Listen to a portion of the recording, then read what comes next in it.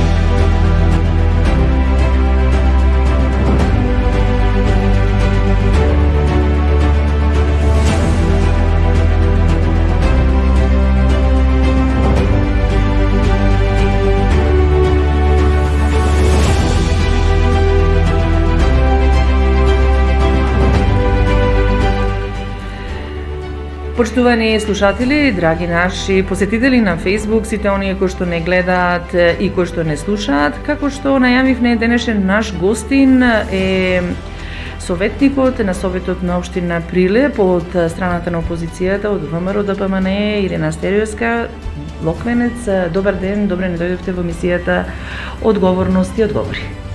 Ви благодарам за поканата. Често што денеска е во овој дел од денот, ќе можеме да бидеме заедно, да зборуваме на теми кои што сметате дека се од интерес на вашите слушатели. Исто момент го искористувам да ги поздравам сите кои што во моментот не слушаат. 076 802 595 е нашиот телефон за оние кои што, како и што би напишавме ние во најавата, што би ја прашале Ирена Стериовска Локвенец, советник во Советот на општина Прилеп од ВМРО ДПМН. Значи, остануваме во контакт со слушателите и со посетителите, се разбира можат и да ни пишуваат во коментар и да поставуваат прашања. А ние токму ќе разговараме за советничката улога. Советот на општина Прилеп е представнички орган, би рекла, на граѓаните кој одлучува во рамките на надлежностите на општината. Тоа е место каде се носат одлуки за подобрување на условите на животот на граѓаните. Дел од граѓаните често не ги знаат кои се советници, кои се нивни представници, бидејќи се изгласуваат, па поминуваат години, така да дел од советниците не им се познати како ликови, некои не знаат ниту која е улогата на советниците од граѓаните. Па затоа би ве прашала вас, ве препознаваат ли како советник или ве препознаваат како политички активист? Сметам дека со тоа што веќе сум втор мандат во Советот на општина Прилеп, првиот мандат беше од 2009 до 2013 година, меѓутоа тоаш како советник од позиција на позиција во локалното мнозинство, а овој пат од 2017 со мандат од 2021 година октомври сум повторно советник, меѓутоа сега како советник од страна на опозицијата. Сметам дека со целиот овој период кој што сум активно вклучена во работата на Советот, луѓето ме препознаваат веќе и како политичар, но и како советник, кој што од говорницата во рамките на Советот секогаш се борам и ги застапувам интересите на нашите сограѓани, кои впрочем го дале нашиот глас на едни непосредни локални избори, кога имале право да одлучат за која опција и која програма ќе ја поддржат. Вие сте како опозиција сега или како советник во опозиција 3,5 години би рекла. Како го гледате работењето на Советот во овие 3,5 години? Како конструктивно место за дебата или пак како политичка машинерија за гласање? Ние го разбираме како опозиција како простор за да ги стакнуваме аргументите, проблемите и да се бориме за интересот на граѓаните. Додека ако ги прашате најверојатно колегите советници кои што го застапуваат советничкото мнозинство, Тие се можеби како машинерија само за гласање, затоа што доколку ги погледнеме стенограмите од одржаните седници на совет, ќе видиме дека советниците од мнозинството скоро и да не земаат збор во одредени точки кои што се на дневен ред. Додека ние советниците кои што сме од опозицијата го користиме советничкото право кое што ни следува по деловникот за работа на Советот на општина Прилеп, да ги истакнуваме кои се оние потреби на граѓаните, каде грешат во одлуките кои што ги доставуваат како предлог за дневен ред, зошто е потребата, зошто е одитноста од таквите одлуки. Често им укажуваме дека грешат со носењето на таквите одлуки, но морам да истакнам дека не сме воопшто разбрани и слушнати од политичкото мнозинство. Не гледам дека се конструктивни, посебно ако анализираме некои точки каде што сме имале навистина долги дебати, сме се труделе да ги одвратиме од идејата дека не е добро да носат таква одлука, меѓутоа не слушнале. Еве тука ќе го споменам и примерот со формирањето на предпријатието за гасификација. Тогаш добро се сеќавам, можеби 5 часа водевме дебата во Советот. Аргументирано имавме излагања, советниците од опозицијата, дека нашите проценки се дека не е сега потребно да се формира едно такво јавно ново предпријатие, кое што само ќе ја оптерети, ќе го оптерети буџетот на општина Прилеп, кога се уште гасоводната мрежа не е стигната до општина Прилеп. Тогаш бевме широко демантирани, дека не сакаме да бидеме конструктивни, меѓутоа и при наше излагање успеавме да ги разоткриеме дека целта на формирањето на такво јавно предпријатие е тоа да биде директор или овластено лице на истото, да биде и прв братучет на градоначалникот Илија Јовановски. За да после можеби година и пол или две од формирањето на јавното предпријатие, Советот на општина Прилеп нема добиено ниту еден извештај за сработеното на ова ново формирано јавно предпријатие и во последната прилика кога имавме да се обратиме до градоначалникот, истиот кажа дека тоа јавно предпријатие ќе биде стопирано со неговото дејствување. Што значи дека ние како опозицијски советници сме ја согледале каква е реалната состојба и потреба од такво едно ново предпријатие, но не сме биле добро разбрани тогаш, за да после година и пол или две да дојде дека ние сме биле во право. Добро, и опозицијата тоа е улогата да биде ние конструктивно, да биде коректор на власта и така натаму. Во насока на сето тоа ми е прашањето и следно, дали имате право да направите некаква ревизија за донесена одлука, за донесен буџет, за евентуално недомајкинско или нетранспарентно работење на општината, бидејќи пак би сакала да нагласам за оние кои што сега се вклучуваат дека Советот на општина Прилеп е во сушност представнички орган на граѓаните. Граѓаните тука може да ги донесуваат своите, односно да ги своите иницијативи, предлози и така натаму, а потоа Советот да одлучува дали ќе ги прифати или нема да ги прифати. Најпрви едно мало појаснување, значи од тие предлози во комисиите, нели, во кои што тие се работните тела на Советот, работните тела на Советот, потоа истите тие како предлози или како идеи се пренесуваат во Советот, па советниците одлучуваат дали тие предлог одлуки ќе бидат прифатени или нема да бидат прифатени. Дали имате можност да направите како опозиција во случајот одредена ревизија, јас пак повторно ќе нагласам, за некаква одлука дека таа е некоректна и не е во интерес на граѓаните и на крај крајава таа да биде оспорена. Ја имате ли таа мој? А ова го велам не случајно, заради тоа што бевте, како што сами рековте, и претходник во претходниот совет, па како се одвиваат тогаш работите, како е сега? Така. Јас можам да кажам дека жалам што сегашното советничко мнозинство во минатото време, кога беше опозиција, инсистираше седниците на Советот да бидат јавни, значи да бидат постојано во живо пренесувани до нашите сограѓани. Меѓутоа сега во моментот кога ја имаат можноста да го реализираат тоа нивно барање во минато време, се откажуваат од истото и на некој начин и не цензурираат и нас советниците. Затоа што доколку седниците бидат јавни, нашите сограѓани ќе можат точно да видат кои советници точно за која проблематика се залагаат за подобрување, за стопирање или пак за одреден поголема дискусија. Може би некоја точка ние се согласуваме дека е во ред да се направи на таков начин, меѓутоа е потребна да има поширока дискусија или дебата. Меѓутоа, како што кажав, не се разбрани, не разбираат нашите колеги. Исто така, во контекст на тоа сакам да го спомнам, ова што велите ревизија на некои одлуки. Во 2019 година, ден пред Нова година, имавме седница на Совет, каде што како дополнителна точка беше ставена точката за преземање на фудбалскиот клуб Победа под ингеренции на општина Прилеп.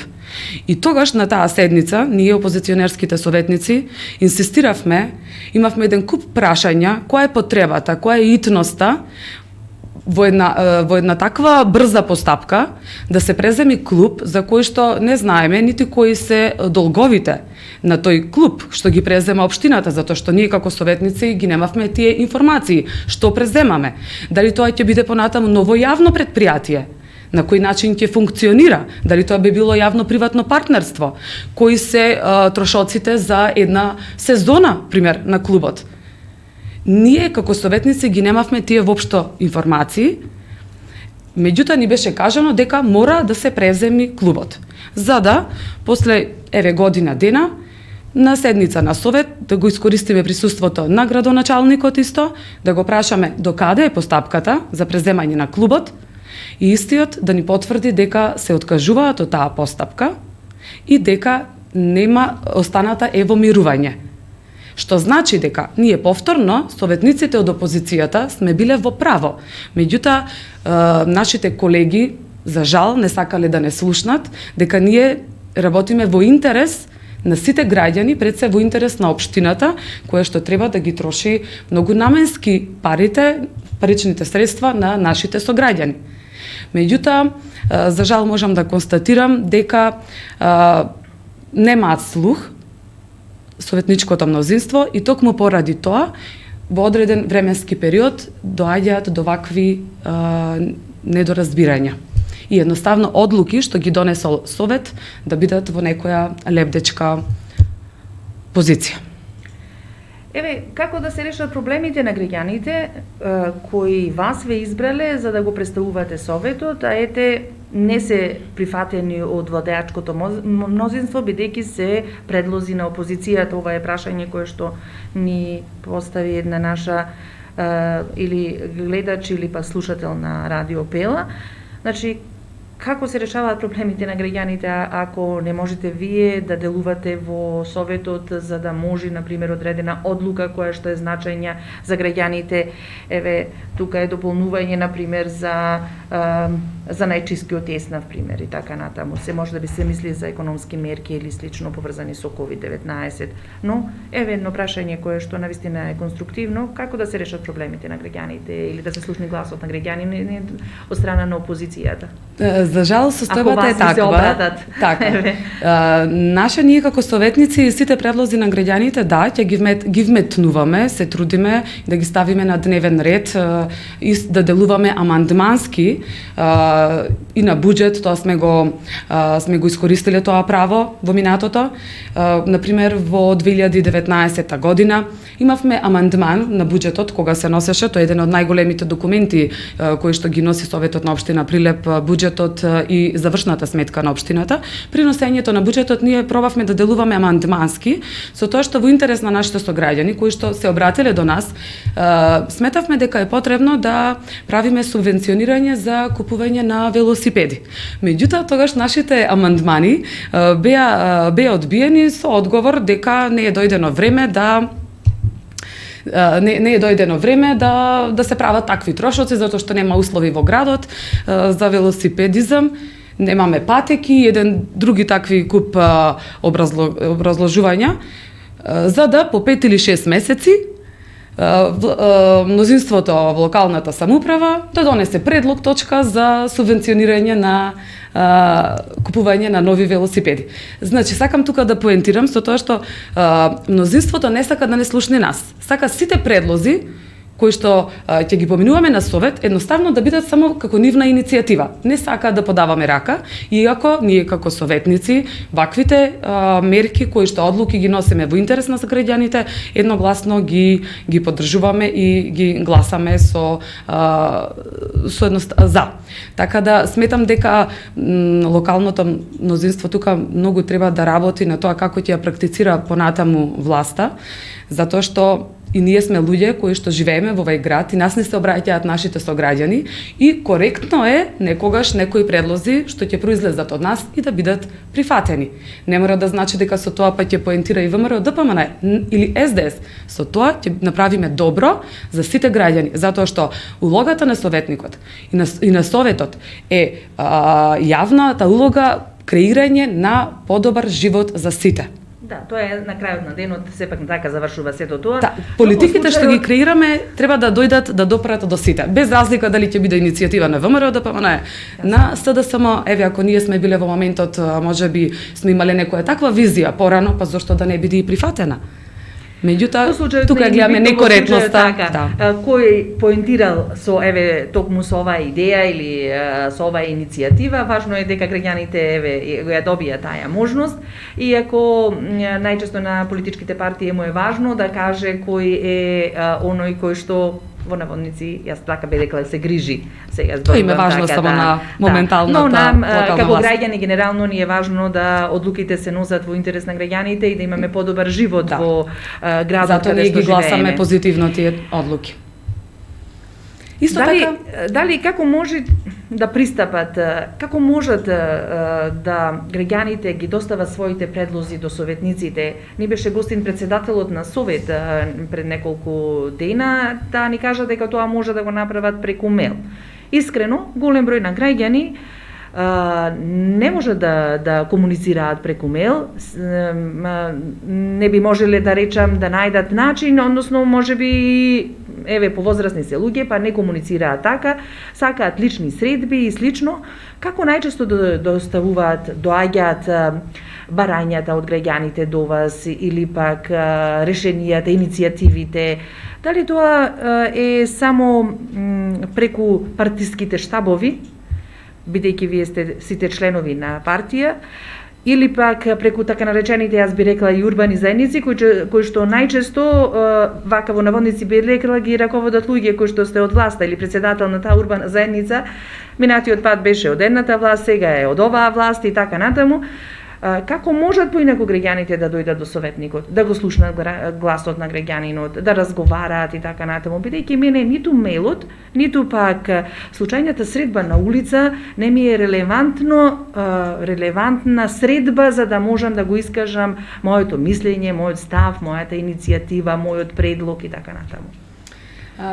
Како се сретнуваат со вас граѓаните? Како ги знаете нивните предлози? Како ги слушате нивните предлози? Како ме застапувате мене во советот на општина Прилеп? Предлозите на советниците кои што стигнуваат до советот пред се ги добиваме од непосредните контакти со нашето граѓанство. Да, имаме контакти во нашите партиски состаноци каде што луѓето ги излагаат и нивните потреби. Реално тие се наши сограѓани, живеат во нашиот град. Ги слушаме што е тоа што е најпотребно, проблемите со кои што се соочуваат, кои што произлегуваат од локалната власт. За жал, како советници, се наоѓаме во една таква позиција каде што немаме простории секојдневно или барем еднаш во неделата да ни бидат дадени на одстапени за да можеме да ги користиме во општината, каде што ќе можат граѓаните да стапат во контакт и со советниците кои што се и од позицијата и од опозицијата. Во минатото имаше еден проект Отворени денови на општина Прилеп.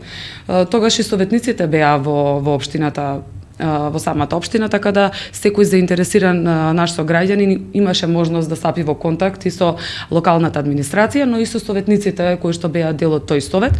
Меѓутоа сега еве гледам нема таква пракса, за жал, и сите ние најдуваме начин како да се запознаеме со проблемите и потребите на нашите сограѓани преку непосредни контакти. А ние се обидуваме да дојдеме до вас за да можеме да ги кажеме проблемите, да не постои една таа невидлива бариера помеѓу советниците и граѓаните. И баш затоа се потребни овие ваши медиуми, се со цел да ја доближиме работата на советот, ингеренциите, што е тоа се што можеме да направиме од областа на урбанизмот, на животната средина, на комуналните дејности, на образованието, културата, здравството. Еве сега во контекст на тоа го спомнав и здравството. Ние како советничка група имавме обид, уште кога беше првиот бран, да наметниме да имаме точка на дневен ред на советот, каде што ќе дискутираме за состојбата во која што се наоѓа нашиот град, затоа што јасно е дека од самиот почеток на оваа пандемија Прилеп го држи number one местото и во бројот на секојдневни заболени, но за жал и по бројот на починати кои што се од нашиот град, но повторно ќе речам, советничкото мнозинство не ја дозволи таа точка на дневен ред.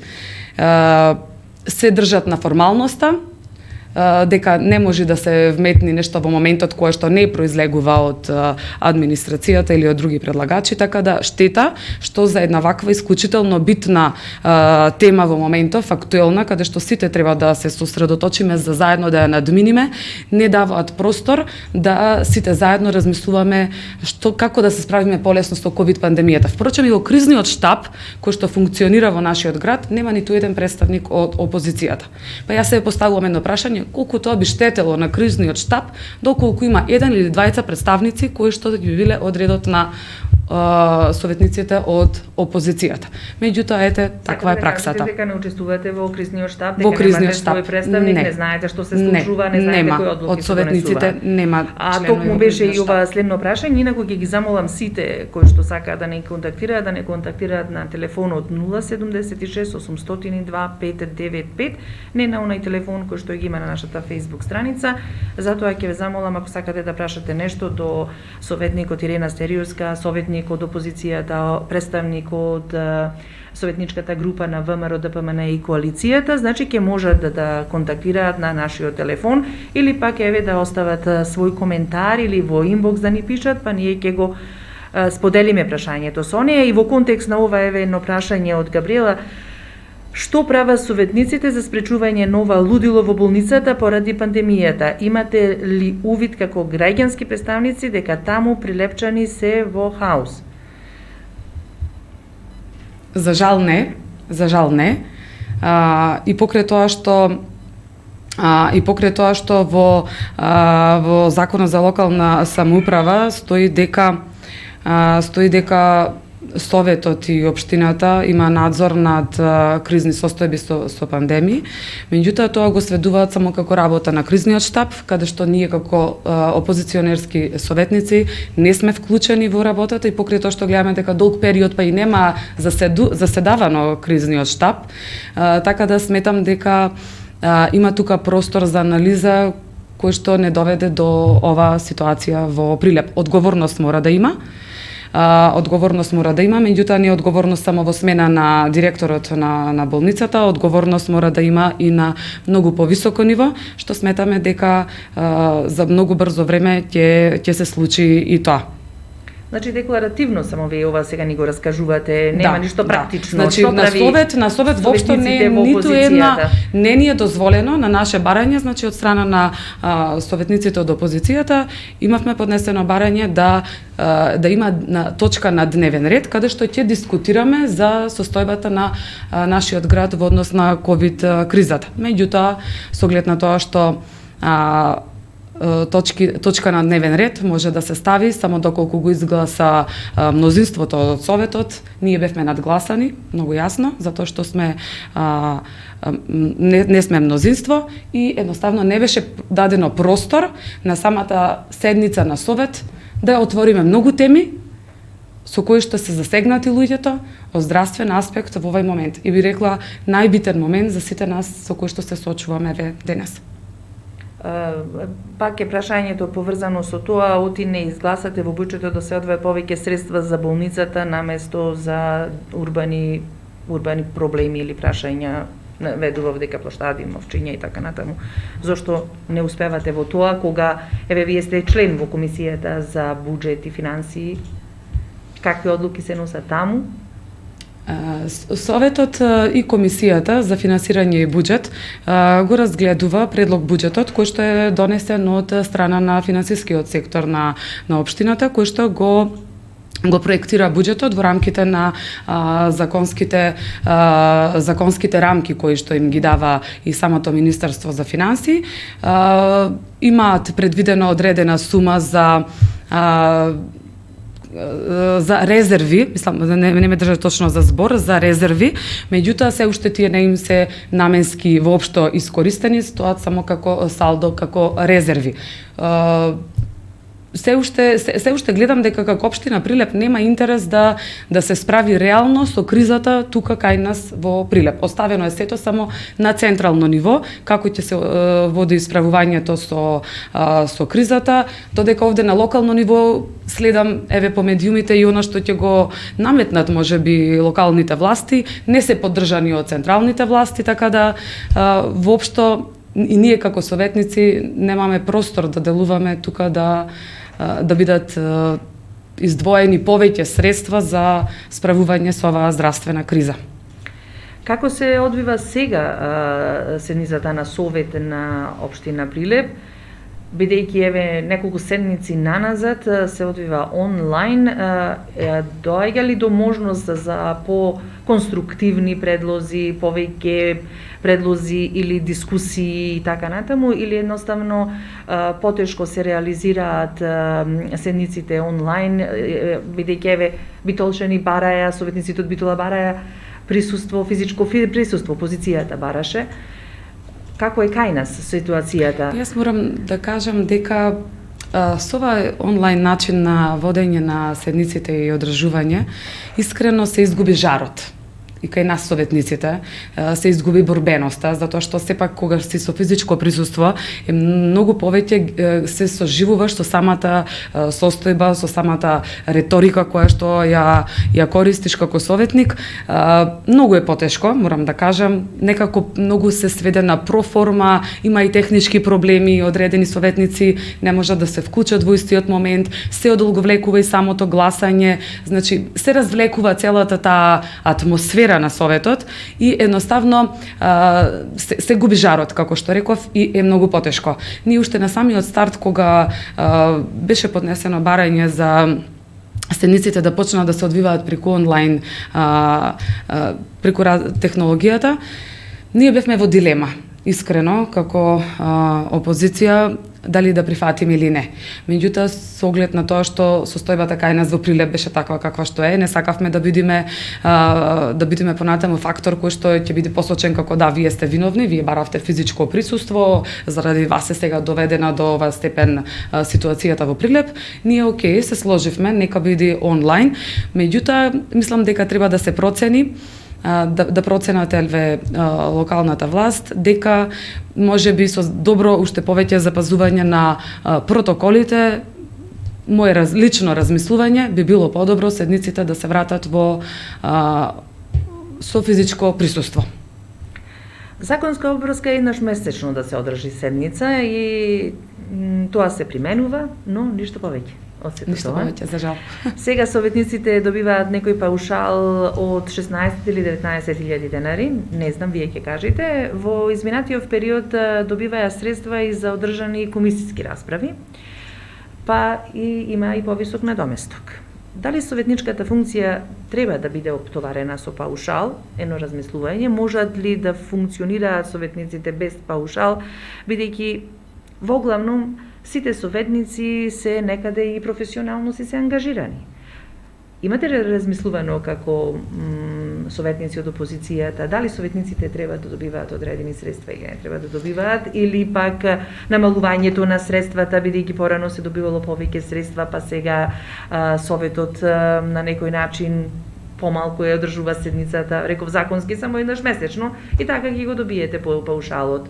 Но сметате ли дека треба да се добиват паушалот е висок, низок или треба да се добиваат одредени средства, би работеле по конструктивно ако не добивате или ако добивате повеќе? Така. Како што рековте, седниците на совет треба да имаат закажано најмалку еднаш во месецот.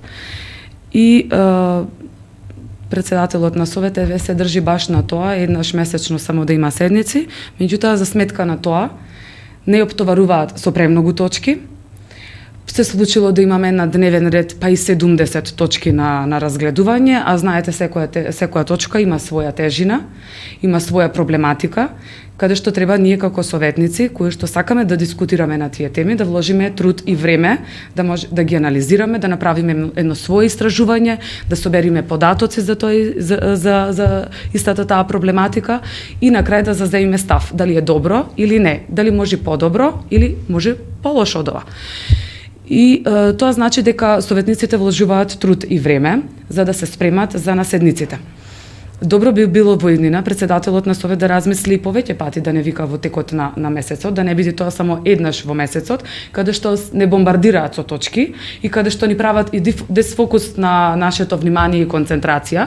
Плюс има една пракса и покрај тоа што новата председателка на совет сака да каже дека моја пракса е да нема дополнителни точки, меѓутоа реалноста е таа дека на секоја седница на совет пред одржување на седницата на совет имаме, па може да се случи по 10 нови дополнителни точки, кои што на комисија за финансирање треба дополнително да се закажат час пред седницата и само некако да ги поминат проформа, без да даде простор ние како советници, еве од опозицијата, затоа што ние сакаме да ги анализираме и да дискутираме за истите, не ни даваат нити простор и време да се спремиме за истите. Тоа е една таква неубава пракса во советот, дали се соцелнамерно се прави за да ни прават дисфокус нас на советниците, за да не можеме аргументирано да настапиме на истата таа седница и или да ги стопираме или па да ги разоткриеме нивните намери кои што им се во една таква некоја можеби на некој начин скратена постапка ги не сведуваат.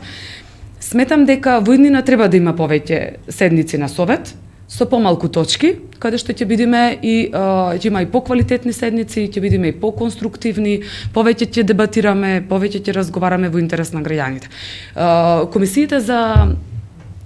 Комисиите на советот како работни тела можам да кажам дека не се платени. Советниците земаат месечен надоместок, кој што од година во година има одредено поместување, нивелирање во сооднос со коефициентите од статистика кои што произлегуваат со просечната месечна плата. Така да во моментот, еве од 2021 година, надоместокот на советниците е 19.000 денари. Во секој случај, сега го расчленуваме или ги запознаваме граѓаните со работата на советникот, со неговата улога во Советот на општина Прилеп, бидејќи навистина е клучно заради тоа што тој е представникот на граѓанинот во највисокото општинско тело, каде што се носат одлуки. Има ли видни измени во донесувањето на одлуки, подобри решенија за граѓаните, од некогаш и сега, бидејќи пак ќе речам, вие бевте советник и кога беше владеачкото мнозинство, па бевте вие по тој дел, имаше ли вакви дефокусирања, како што сега и ги нарековте, во однос на дополнување на точки и така натаму, се носели некогаш подобри решенија од сега или пак едноставно споредбено со изминатиот период или пак сега не се носат добри решенија за граѓаните, не само поради пандемијата, бидејќи таа беше од минатата година. Како е вашите видувања, вашето искуство во тој дел? Сепак јас можам Има ли случај кога, например, нешто е кажано во комисијата, а потоа кога ќе се донеси на седница да биде тоа видоизменето, а во комисијата донесла некој друг заклучок за одреден предлог? Не, во принцип не. одлуките кои што поминуваат исто така со мнозинство и на самата комисија, каде што по статут е предвидено колку членови има самата комисија, колку се од страна на позиција, колку на опозиција. Меѓутоа, до сега не било случај една одлука да се помени на комисија, а на совет предлог одлуката да стаса поинаку тоа што сме го дискутирали, одлучиле на самата комисија.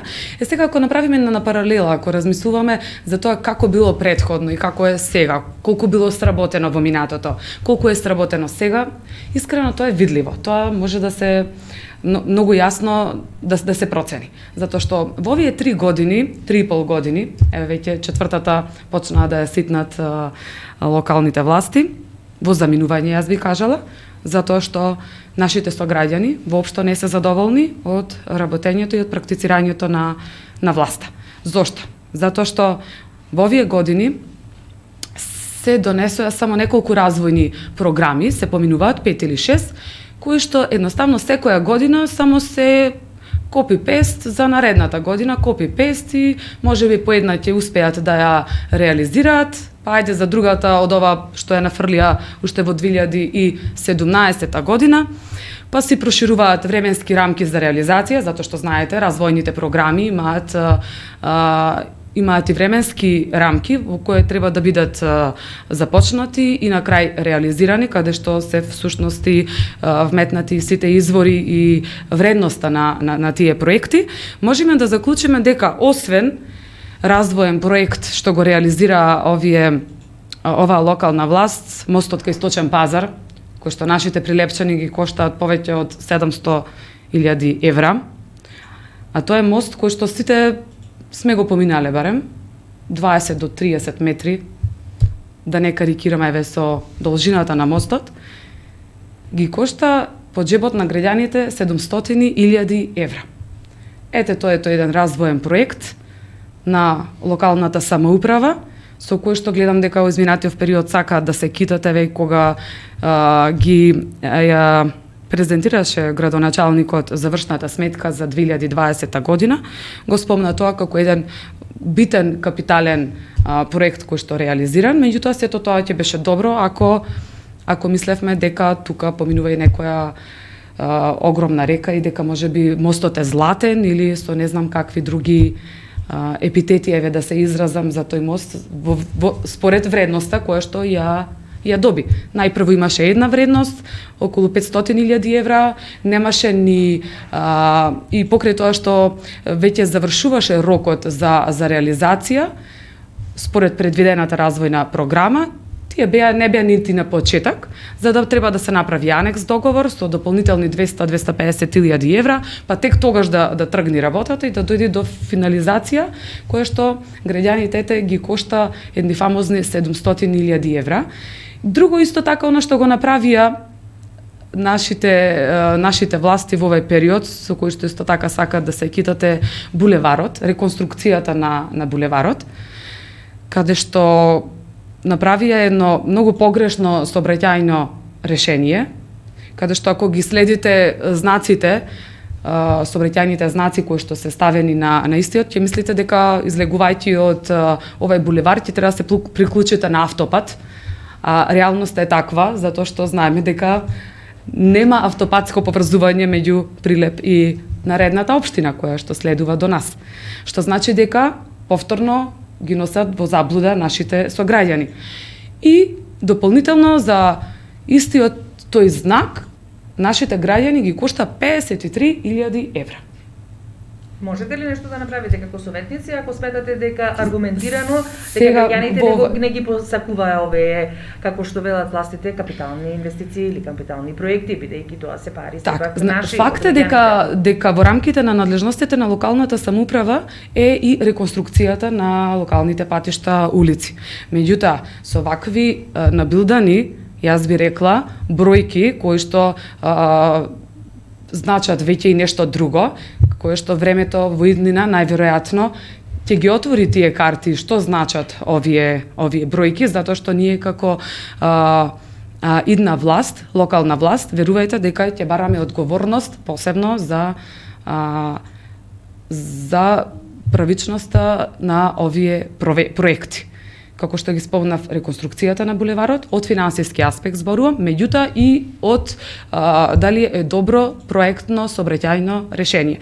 Затоа што чаршијата во овој момент испадна да е тотално одсечена од циркулацијата. И сето тоа е, ајде да речеме, добро, меѓутоа што со тоа кога ќе го поминеме булеварот од, не знам, 500 метра, колку ли метра, наидуваме повторно на дупките на улиците, каде што ги кршиме нашите коли, каде што како пешаци се валкаме од водата која што се насобира во тие исти дупки.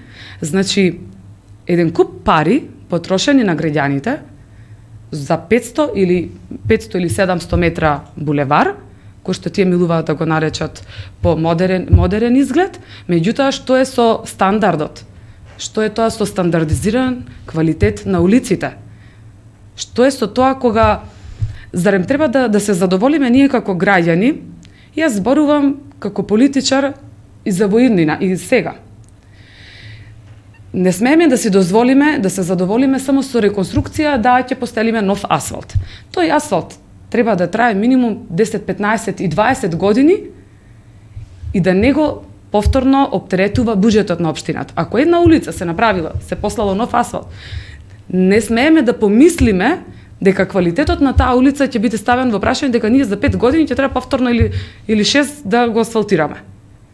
Меѓутоа, ако се направи по стандарди, ако се направи по сите процедури, ако се направи под надзор и ако се бара одговорност од тој што го правил надзорот за неквалитетното завршување на тој проект или пример асфалт, тогаш ќе можеме да зборуваме и за стандарди на улиците, ќе можеме да зборуваме и за сите стандарди во општеството. Зборувате како советник, значи вие имате аргументи дека е неквалитетно нешто изведено. Неквалитетно, па и бевме соочени во минатото каде што од асфалтот за неколку месеци после послан асфалт излегува трева, што значи дека не била запазена таа дебелина на асфалтот од 5 сантиметри.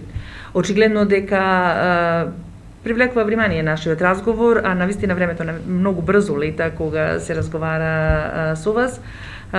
Само кратко, еве, бидејќи сте советник, неколку проблеми кои што сега граѓаните вам ги опатиле. Кои проблеми ги имаат граѓаните? Што мислите? Што мислите, туку едноставно што сте слушнале од нив, кои проблеми ви ги уочиле како советник за да биде поставено на седница на совет да се реши нивниот проблем или нивната иницијатива? Што вака како приоритетно? Со оглед на тоа што сум и жена советник, често мене ми се доближуваат и жените.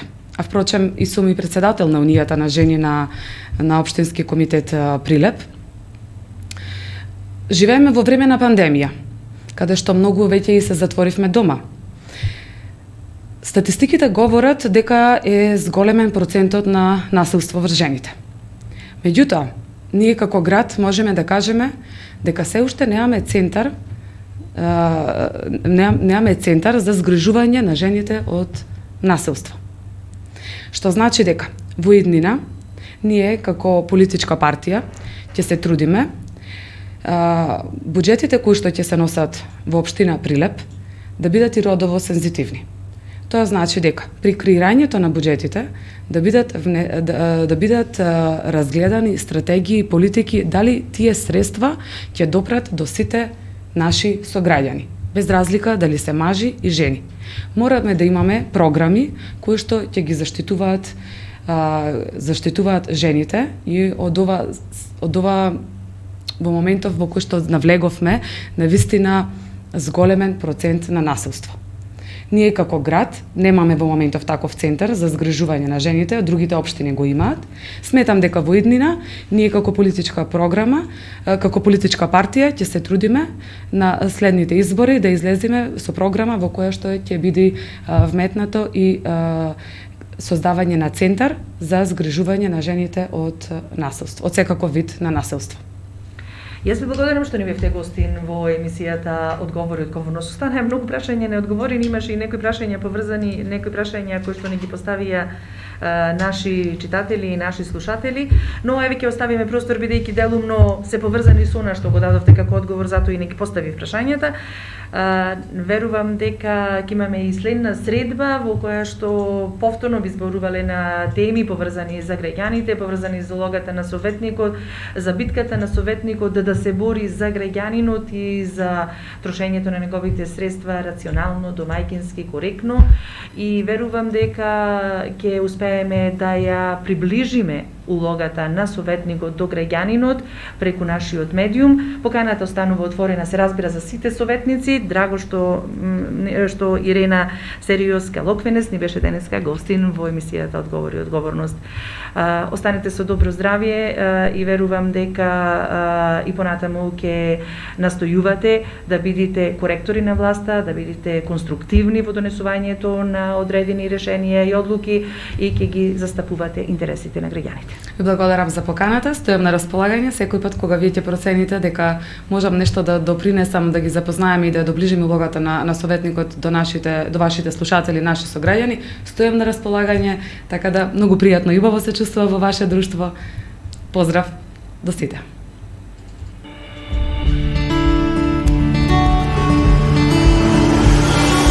Како да поголеме општествена одговорност? Емисија на Радио Пела. Одговорност и одговори.